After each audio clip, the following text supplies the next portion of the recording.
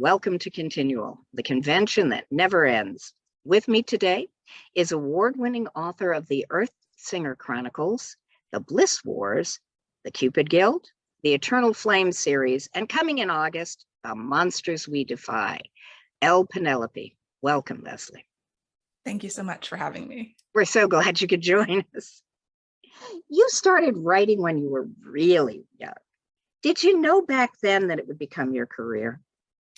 I didn't think it would become my career specifically. A lot of people expected me to major in creative writing in college. And at that point, I was like, you can't get a job doing that. I don't want to have to rely on my creativity to feed myself. I'm going to major in film production. That makes so much more sense.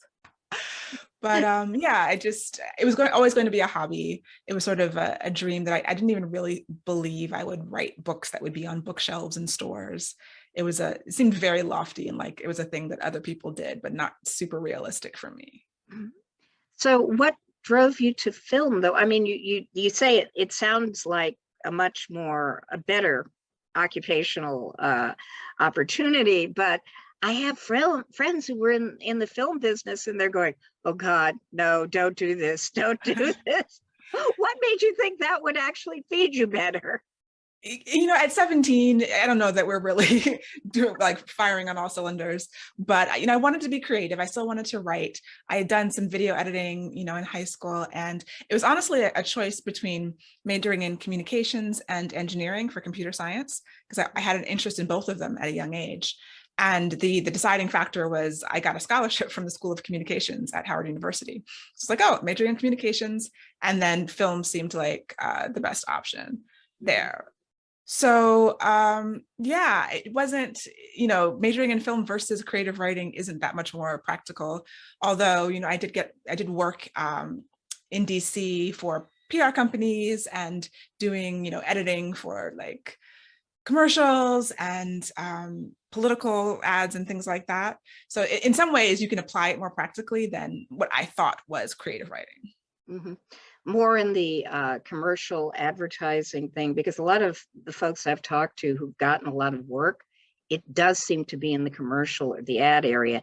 And boy, this area would be, the DC area would be a hotbed of political ads, commercials, not just from politicians, but from organizations like local business groups going, Virginia business people for change, right? And their radio spots and stuff. So, and nonprofits, there were a lot of video news releases. I'm not sure if they still do that, but yeah, it was just DC based TV and film is its own unique industry. And I was ensconced in that for a little while. Mm-hmm.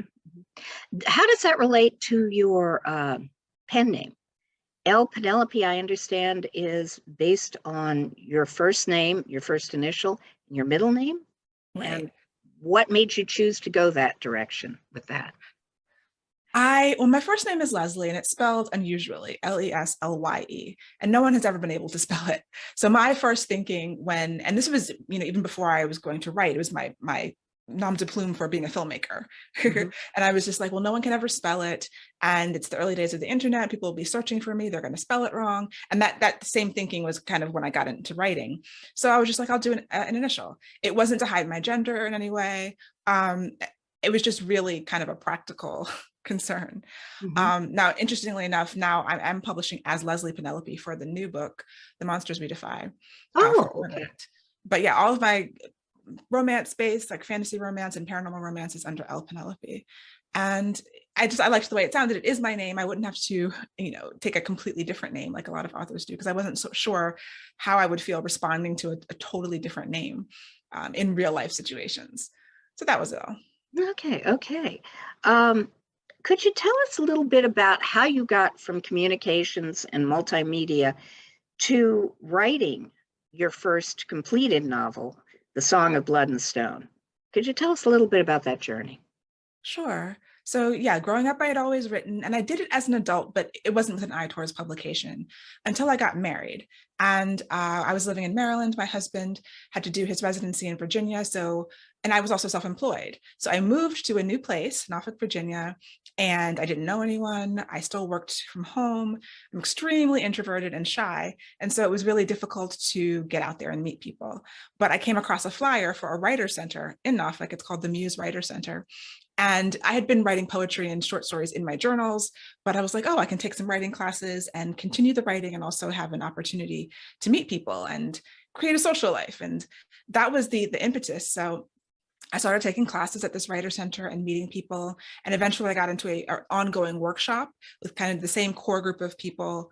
And, for several years, the entire time I lived in Virginia. And that got me back into writing with an eye towards publication. So after that, I would take summer workshops. There, Hurston Wright is one that's for Black writers that is at Howard University. There's a VONA writers workshop. It's called VONA for writers of color, and it travels. And I got to study with people like Junot Diaz and Marjorie M. Liu and Dolan Perkins Valdez, and writers who. And these were like week-long kind of summer workshops. So it just started as a way to find a social group and also just continue with this interest. And then I got serious about it. And so it was after that first summer at the VONA Writers Workshop where I did a week with Junot Diaz. And it was just completely amazing. I came home so inspired and just ready to write. I couldn't write the thing that I workshopped with him because he sort of tore it apart. But I came home and I started writing something completely new. And it became the first draft of Song of Blood and Stone, which I wrote the first draft in 2 days because I was just brimming with inspiration from this week of being around writers and being around a really fantastic writer like Junot. Oh yeah, that would be. It's not what you would think of as the sort of thing you would think a workshopped story would turn into. It's a really wild combination of epic fantasy and diesel punk. Where did that come from? I think diesel punk doesn't get enough attention. Like, I think it's a really fun time period to play with and technology to play with. So it didn't start that way. I think one of my inspirations was a book called The Scorpio Races by Maggie Stiefvater, and it's a YA fantasy book. And it takes place in a early 20th century time period that's never really defined. Like, they have cars, they have telephones, but you can tell it's not modern day. But she never gives it a year. And I liked that aspect of it. So I think that was in my head when I was writing, to do something not your typical medieval-esque time period in Europe. I already knew I was writing brown characters and characters of color. And so that time period, while we were there, it just wasn't as interesting to me. And I like the idea of having some technology. We have guns, there are cars, there are telephones and telegrams, but not modern technology. But, and sometimes there are people on horses, like it's at the edge, where some people have cars and some people don't, and things like that. And that was a good tension in terms of technology. Then you're adding magic. You have something that's maybe more relatable to a modern audience. And it gives you different opportunities for storytelling and for, characters to be interacting with their environment and things like that. So yeah, it seemed to work well. It wasn't something that I saw a lot. And the diesel punk aspects of the series, Earthslinger Chronicles, kind of grow as you get more into the books and you travel to different countries, because there's different countries that have different levels of technology in the story and different levels of magic as well. And so I just got to play around with inventing kind of cool things, having airships and other sort of hallmarks of diesel punk that I just don't feel like I see enough of in fantasy fiction. And you did grow it, because I believe the first scene starts on a farm, which means that your level of technology is lower necessarily than when you start, you would have to usually go further away unless there is an airship docking pole someplace in the vicinity. Right. You're not going to get that until you leave the insular Right. area of the farm. And it's really funny. I am old enough to remember when fruit was sold in the streets of Philadelphia with horse-drawn carts. Oh, I remember that. yeah. And They would do that in Baltimore. There was one or two people still doing that within the past 10 years in Baltimore. I think they're all gone now, but Yeah, well, this was 50 years ago in Philadelphia, and I remember my mother going, I can't wait till we get rid of those. So she was thinking of the patties they left in the street, and I'm oh, going, true. horsey. All right. But yeah, it's so cool. And so connecting us with our past and the tension between, and she was, the perfect exemplar of that, the tension between the past that is represented by the horse and the carriage and the eternal, and even going back to your epic fantasy sort of thing, and all of this new stuff that's changing the world forever. So yeah. Great tension. Time Magazine, for a first book, you did damn well. Time Magazine declared it one of the top fantasy novels, period. Full stop. I obviously how that happened was it was good and a lot of people liked it. But it had, in addition to, the idea that you did it in 2 days, it had an interesting journey to becoming in series. You started to self-publish, right? Right. And then how did St. Martin's Press get involved? So yes, I self-published the first book, Song of Blood and Stone, in 2015. I actually put the first two books out that year. And I was doing the marketing, researching, self-publishing, trying to get the book out there. And it was a year later, so it was almost a year to the day from when the first book came out, that I just received an email through my website contact form from an editor at St. Martin's Press, Monique Patterson. And she had come across the book, she had bought it and read it, and it was just whatever marketing I was doing at the time. I think she was looking for something else and it showed up, which was great to hear that what I was doing was kind of working. And she's a big fantasy fan. So she read the first two books that were out at the time and just emailed me about initially what I was doing next. So I'd had an idea for a spinoff of one of my other series, my paranormal romance series, The Eternal Flame. And so I took about 3 months actually to, first of all, research how do you do a proposal, because I knew I needed to give her a book proposal. So I did the whole synopsis, the first few chapters of something brand new. And it actually is what became Savage City, which is a book that I just published a couple of months ago. But I heard back from her that she liked, that proposal, but she had really loved Song of Blood and Stone and she fell in love with it and she wanted to republish it. And she thought that she could bring it to a new audience. And it's one of those stories that, it happens sometimes, but it's not the most common way to get published. And especially, you always hear that traditional publishers don't want your self-published books, which, most of the time is true. But in this case, I decided to go with her and to try to bring it to a wider audience. So we did a big revision, a rewrite, and brought it back out in 2018. And 4 books now and 3 novellas? Okay. Yes, there are 4 books. I managed to keep the rights for the novellas, so I still self-published novellas that are basically prequels that are meant to be read in between the 4 novels. And so there's a total of 7. Okay, cool. So St. Martin's published the 4. Did they publish Savage City or some of your? No, I wanted to. I enjoy being hybrid, so I still wanted to keep my toe in both pools. It's great working with a big publisher. I do enjoy that, but it is frustrating at the same time, especially since I know what self-publishing is. Of course, self-publishing is frustrating also. So if I can split the difference and have some things that I can control, and choose the cover designer and work with my own editors and have that experience, and other books that are for traditional publishing, that seems to work really well for me. And since Savage City ended up being more of a paranormal romance, which I think does better as an indie book than a traditional book, I separated it out like that. Okay, that's cool. How does the universe you create, how you've got several different series, we mentioned them in the intro. How does the world you created in Earthsinger Chronicles relate to the other books that you've written? Like Savage City and the Eternal Flame. How does that intertwine? Yeah. Or does it? I mean, not everybody interconnects their universes. Mine are very slightly interconnected in that I envision it as a multiverse. So there's the Earthsinger Chronicles universe. Eternal Flame is sort of a parallel, and then Bliss Wars. Bliss Wars, Sovereign City was envisioned as a spin-off of Angelborn, which is the first book in the Eternal Flame. And so there are going to be little callbacks that readers, if readers read all of them, they'll see like, oh, you're referencing that. Essentially, each of these worlds has sort of three elements. There's like the living world, the world of the dead, and then a world in between.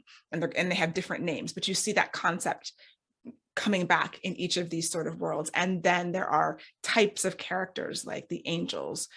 They're being very, essentially they are angels that show up in Earthsinger that you can recognize as being the same kind of being that is in Angelborn and Angelfall.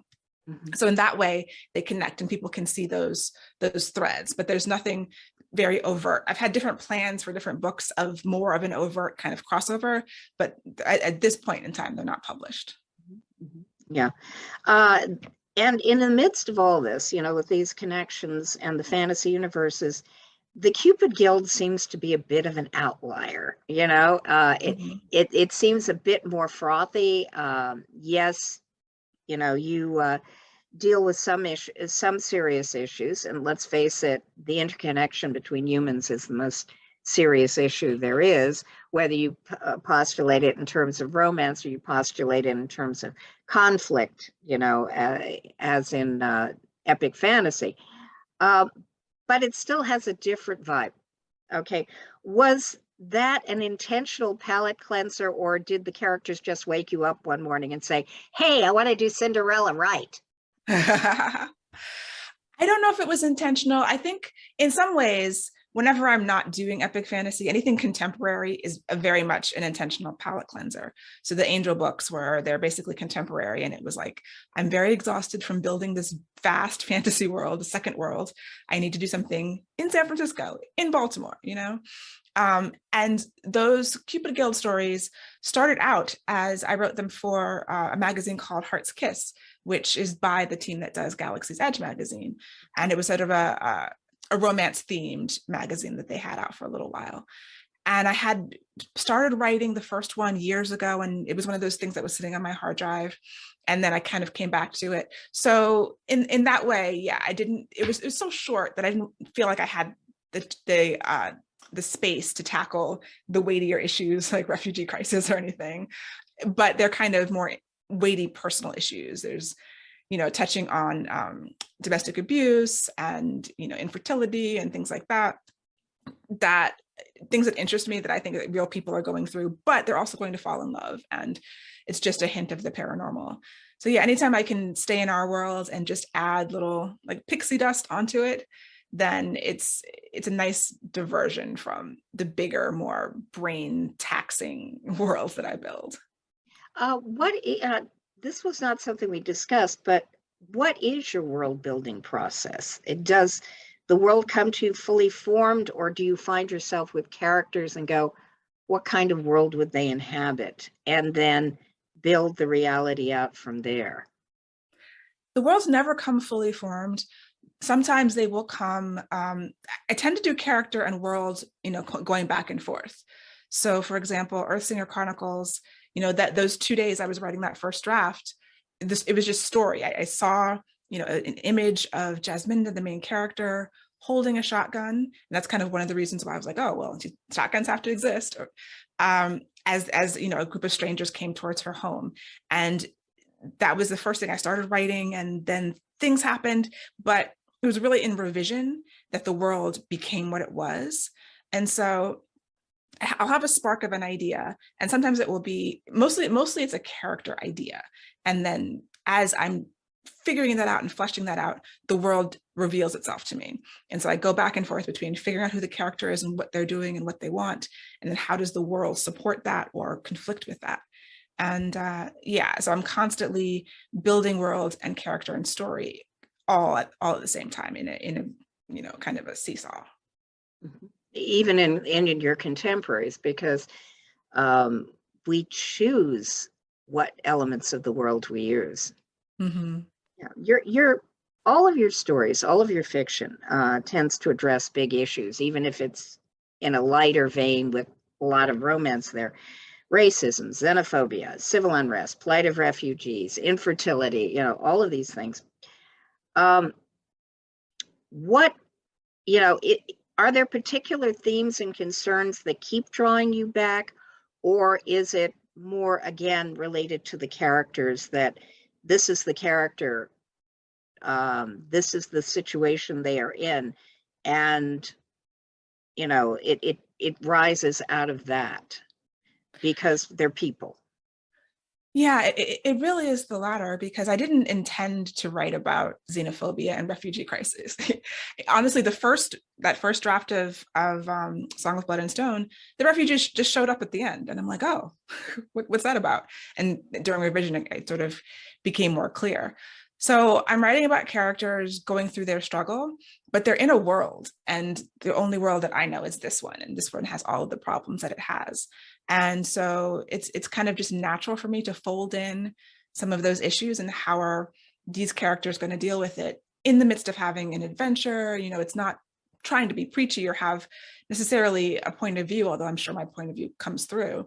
I do try to have characters on all sides of issues and exploring them in that way. But yeah, it's just that people are going through things. And I think the theme that I think I come back to over and over are just people trying to find their place in the world, wherever that is. And so whatever is stopping them is that force that, I can relate to as things that have made it more difficult for me to find my place in the world. And so I think that all the characters are just various reflections of that journey and that struggle. Self-discovery, as it were. Well, the thing that always got me about quote classical fantasy is, the Tolkien-esque thing of, we've got the MacGuffin has to be obtained, or it has to be destroyed, or something like that. But in the real life, it's never about the MacGuffin. The MacGuffin is the thing that starts the plot. What happens along the way are all the issues that your particular character faces. And those issues are going to vary depending on who that character is. Women's issues are not the same as men's issues. Right. And I'm constantly running up against male editors who are going, why is your character afraid there? My character is 5 foot tall and weighs 100 pounds. Right. She's going in a dark parking garage. Why do you think she's afraid? Yeah. It comes out of the characters. It has to, and everyone's in that and has a perspective. And so much of it is about putting yourself in the perspective of that character, with their physicality, their background, the world they're in, and how are they going to feel about, walking down a dark alley. Absolutely. And the nature of the world that they occupy. For example, Jasminda, it has a very good reason to be afraid of a bunch of strangers coming up to her door. That's why she's got a shotgun. So, and it goes from there. So your next book, you were talking about how it's, quote, easier to be in the real world. Well, maybe yes, maybe no. The Monsters We Defy, coming out in August, I believe, is set in Jazz Age Washington, D.C., 1925 Washington, D.C. Could you talk a little bit about the novel? No, we won't ask you to give us any spoilers, but tell us a little bit about, tease us, make us what, the book, its plot, and what inspired you to set a novel in 1925 Washington? Yeah, so The Monsters We Defy, it follows Clara, our main character, who is clairvoyant. She's been able to talk to spirits basically since she was born. She was born with a call, which means she was born with the amniotic sac, I think. I forget the name of it now. But especially in a lot of places around the world, the belief is that those people have a second sight. The powers, yes. Right. And so in 1925, she is indebted to this spirit who helped her in the past. And everyone gets a charm or a trick, people who are indebted to spirit. So you get something positive that comes out of this, but there's a negative part too. And so she is, in order to escape her debt, she has to get a crew of people together to do this heist, to steal a ring. And a caper, yes. And so, yeah, I really wanted to do, I had this idea. I think I was on Twitter and I saw an agent or an editor talking about, oh, I would love to see a Harlem Renaissance fantasy heist. And I was like, oh, that sounds interesting. I haven't seen that before.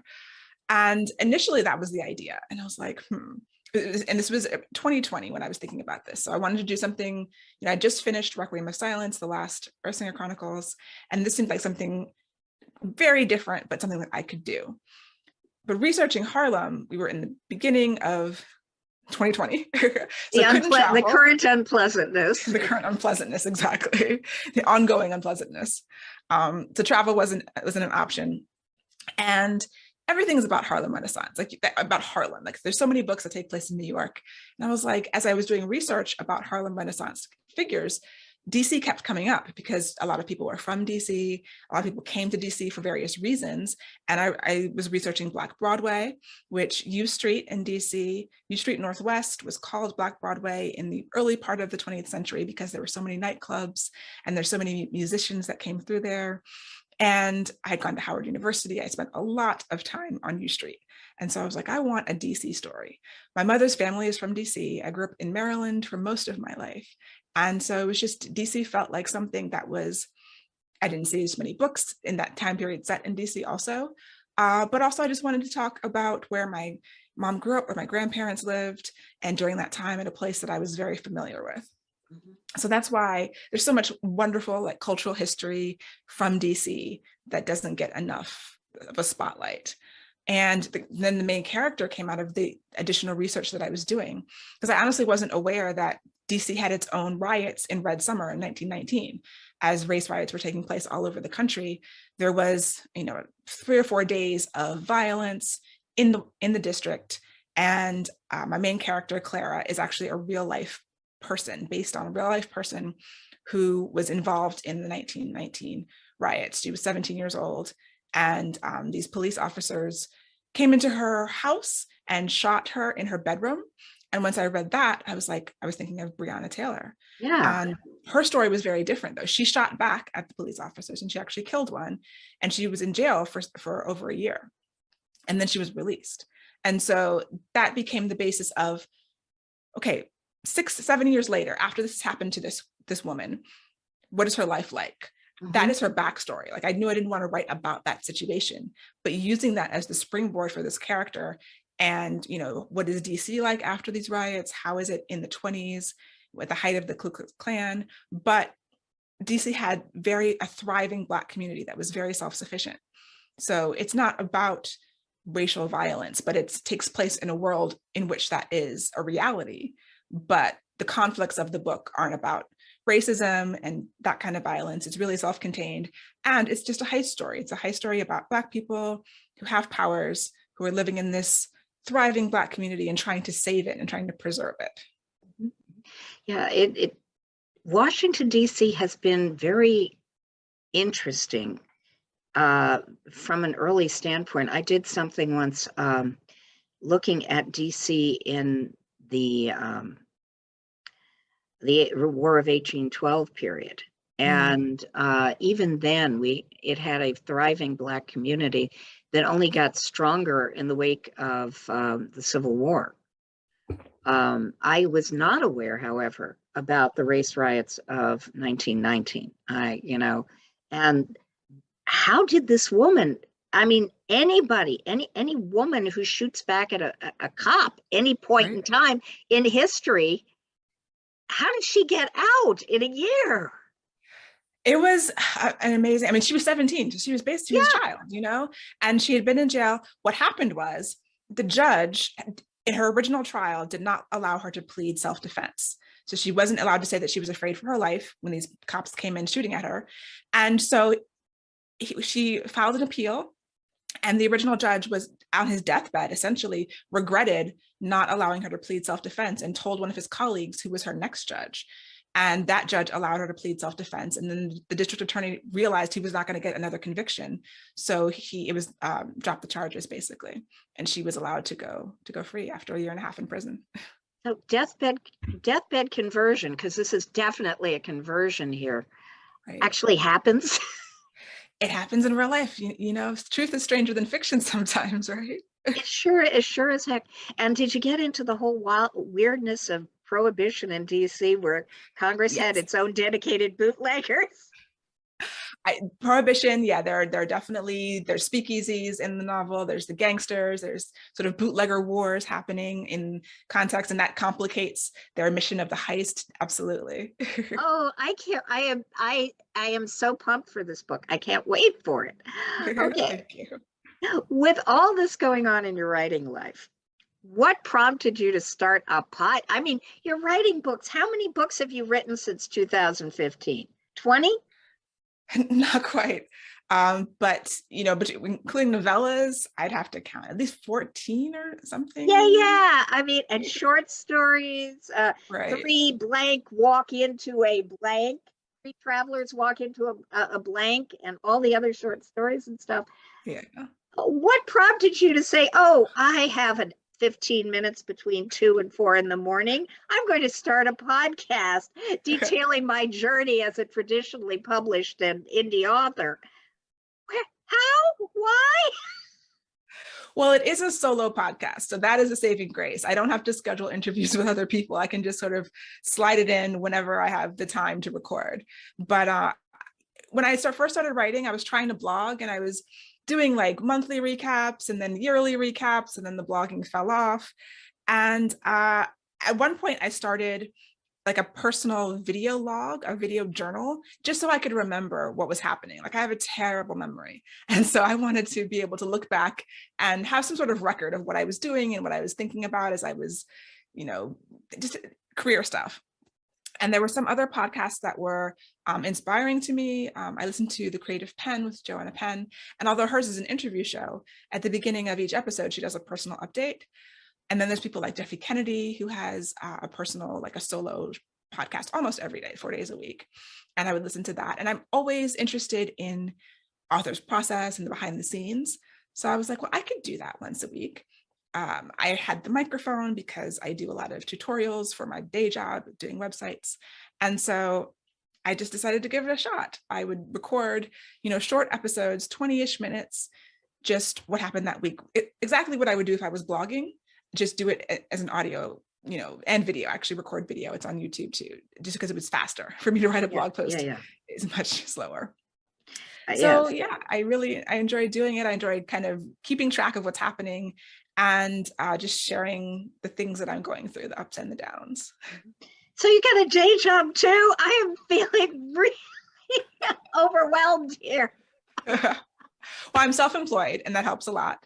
And so I sort of, when I decided to start writing, I'm self-employed as a website developer. So that whole multimedia thing, and turned that into building websites. Yeah, that turns into that. And basically these days you can't have a website without an interactive or a video component. You really need it.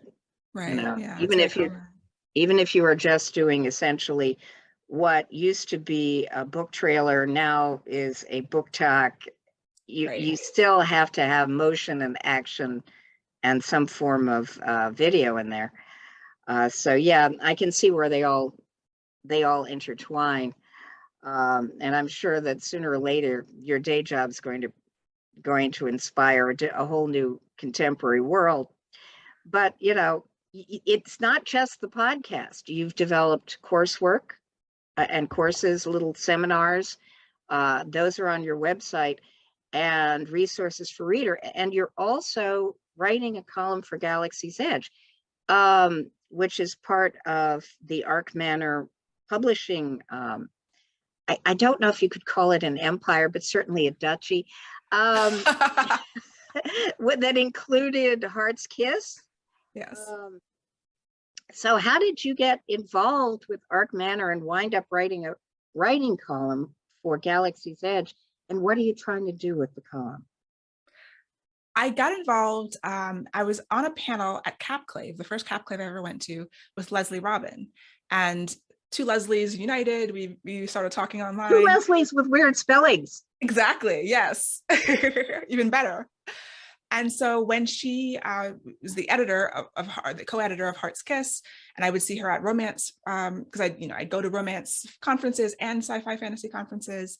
And so she kind of recruited me to write short stories for Heart's Kiss. And when that magazine went away and she became or assistant editor and then editor of Galaxy's Edge, they had an opening for a columnist, and she wanted me to write a column. So the longhand column is basically a craft column. And I just sort of I really try to talk about how I do things, because I know that everyone is going to be different, but I do find a lot of value in knowing how other writers do things and picking and choosing. So that's a lot of what I talk about on the podcast as well, just how I'm approaching things, how I'm organizing and plotting. I'm a plotter. And so that it just kind of fits in along with that. I've done a lot of teaching and mentoring of other authors, because I got so much help from other authors when I was pre-published and trying to figure out the industry. And so whether it was through my local RWA chapter, Romance Writers of America, so a lot of the workshops I do are for chapters like that or other writing groups and organizations. And yeah, it all just sort of goes back into in that kind of giving back about all the things that I've learned. I'm a craft junkie. A lot of the books behind me are craft books, at least on these shelves. And I'm high input. So I'm always trying to learn a little bit more. And then it helps to teach, it helps you understand more like what you're learning when you're also teaching, or just re-explaining the things and the concepts. And then, yeah, it all just kind of works together to try to give back to people. Yeah, the tutorials, the tutorials aspect of it. So you would recommend folks do things like go to seminars, one of the things when I was starting out that was very depressing was how few writing programs were, if they were longer than an hour or two, they lasted 6 weeks, Clarion, for example. Yes. Right. But from what I'm hearing from you, there are a lot more writing programs out there that are about a week long. And, so you would highly recommend those for pre-published authors who wish to know the business, to know the craft of writing. It has been a positive for you. It's been very positive. When I was doing them probably 10, 12 years ago, there were fewer that were genre focused, and some of them are a little, genre antagonistic, like a Tin House or Bread Loaf. Those are more prestigious week-long writing workshops that are more literary focused. Although I've known people who have done genre who have gone to them, but your mileage may vary with those. And then the ones that I did were more, like I said, for Black writers or writers of color, but I found them very helpful. And as more programs kind of start up that are more friendly to genre writers, that actually is extremely helpful. And there's programs online too. There are, lots of different kinds. I know Clarion does online workshops and panels and things where you don't have to travel and go stay somewhere for a week. For 6 weeks. 6 weeks, of course, yes. Clarion was a dream of mine for a long time. And I was like, I don't have 6 weeks. I don't know how you do that.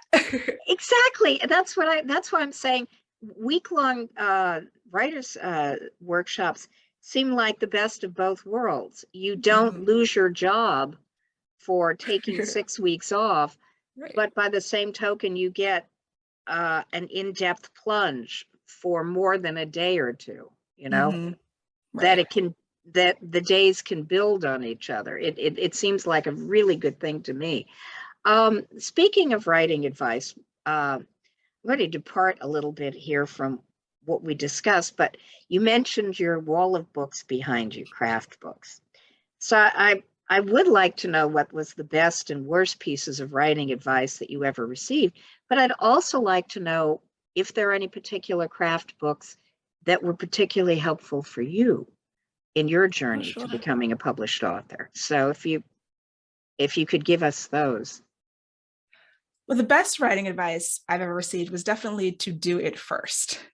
And that was when it's finding the time to write is like a huge part of the battle. Like before craft, before all that other stuff, are you going to actually write and finish something? And for me, it meant writing just about every day. These days I write 5 to 6 days a week.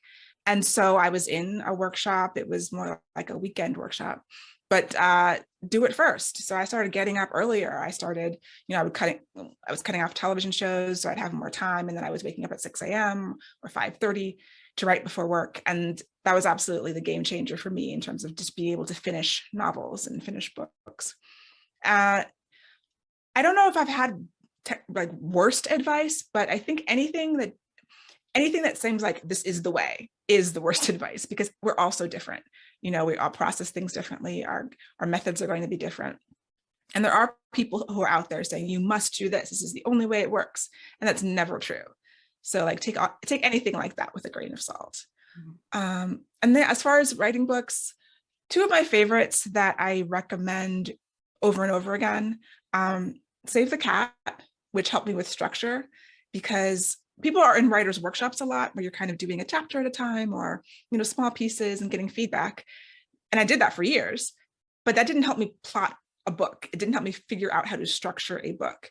And even though people will have a lot of things to say about structure and whether it's predictable and all of that, I just find that, especially with genre fiction, your readers are expecting some kind of structure. So Save the Cat, and then Save the Cat writes a novel, which builds on it because Save the Cat is for film. And then also there's a series by K.M. Weiland, and all of those are good, but I think Structuring Your Novel is the one if I had to choose one. She has character arcs and outlining your novel, but Structuring Your Novel is, something that I pull out. I literally had it out yesterday. And so those are two of the best, in my opinion. Yeah. Savage City is your most recent book, and it's out there now. So while we're waiting for The Monsters We Defy, could you tell us a little bit about Savage City and where folks can get it? Sure. Savage City is a portal fantasy romance. Our main character, Talia, is taken from our world on her deathbed and transported to a futuristic city of warring shifters. So they're people who turn into animals, but there's two different kinds of shifters, and they are fighting. And she is mistaken for the missing princess of one clan. She looks identical to her, so she has to impersonate her in order to survive in this strange place. And it is, there's dragon shifters, there's all kinds of different animals. And is it also kind of a tension between magic and technology in this post-apocalyptic world where they have created a new form of energy that is a diminishing resource. So I think, once again, there's big issues at play. It's available everywhere. It's audiobook, ebook, and print, and should be at your online retailers. And I'm really proud of that. It took me 6 years to write that book. Okay. And this was the one you were offering to St. Martin's. Yeah, in 2016. And it took 6 years. Wow. Yeah. What are you working on now? So I'm working on the sequel to Savage City, which is called Beastly Kingdom. And I'm also working on the follow-up, not sequel, to The Monsters We Defy, because they're both standalones, and I don't have the title yet, but this is another book that takes place in the 1920s in the South. And it's about a Black town, a thriving all Black town that is at risk by a new dam. So it's at risk of being drowned when this new dam is constructed. And so it's kind of just about how are they going to save the town. They have to go on this journey to a magical world in order to find what they need to save their town. So yes, it's still a fantasy. It's not. Yes. Yes. Okay. Cool. All right. We're coming up against the end of our time together, and this is so much fun. I just want to, say, oh, how did you do this? How did you research this? But I can't. So I'm going to say, give you the last closing podium. The podium here at the end. Is there anything you'd like to add? Soapbox is provided free of charge. I think that I just love fantasy, and I would encourage everyone to try to, one of the reasons why I write fantasy is because it shows a mirror to our world. And I think that's another reason why my books tend to have kind of big ideas in them and big issues in them. But some people shy away from that. And I don't think that you need to shy away from that. There's a way to do it without being preachy while you're still having something to say and something important to get off of your chest. that can still be entertaining. You can still have people having magic and going on adventures and falling in love. And those are the things that I love to read. So that's what I like to write. And if anyone is gun shy at all, I would encourage them to just pour their heart into it and say what they need to say, but using fantasy, it's a great opportunity. Yes, something that we want to read. Yeah, write what you want to read. So Exactly. Yes. thank you so much, Leslye. Oh, And thank you so much. and thank you out there from ConTinual.